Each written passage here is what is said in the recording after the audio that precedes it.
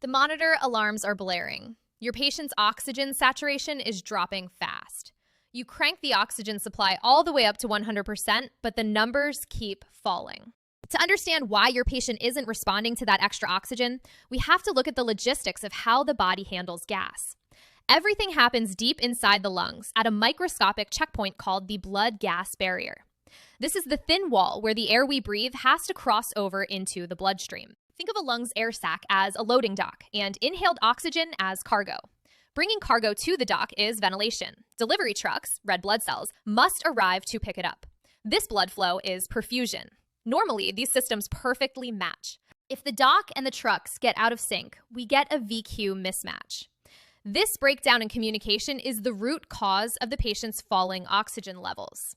Let's look at how this system fails. In this scenario, we focus on the delivery trucks. The patient takes deep breaths and crates of oxygen rapidly pile up on the dock. However, a massive roadblock stops the trucks before they reach the dock. At the bedside, this roadblock is often a pulmonary embolism, a blood clot that has physically jammed the capillary and stopped the flow of blood.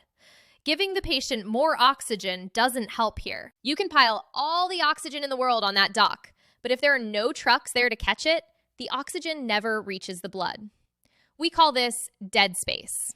The air is there, but because the blood flow is missing, the breath is effectively wasted. The second failure happens on the opposite side of the barrier, at the loading dock itself. The delivery trucks arrive perfectly on schedule, ready for pickup, but the dock is completely flooded. The cargo is trapped and the trucks can't load it. This flooding happens when conditions like pulmonary edema or severe pneumonia fill the air sacs with fluid instead of air.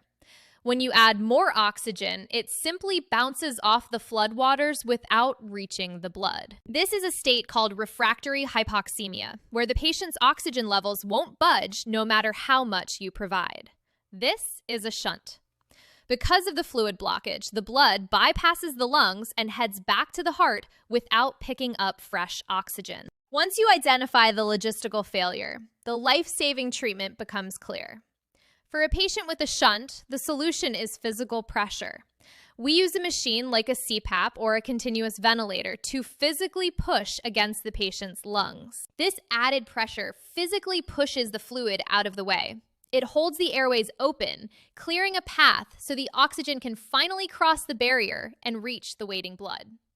If the issue is dead space, pressure won't help because the problem is a blockage in the road. In that case, we need to clear the path by using medications to break apart the clot.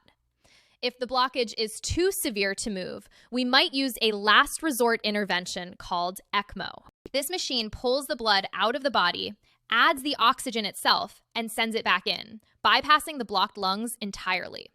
Determining whether the problem is a flooded dock or blocked truck dictates every move you make. Always keep asking why at the bedside. Hey, thanks for watching my YouTube channel. Don't forget to like and subscribe and leave a comment.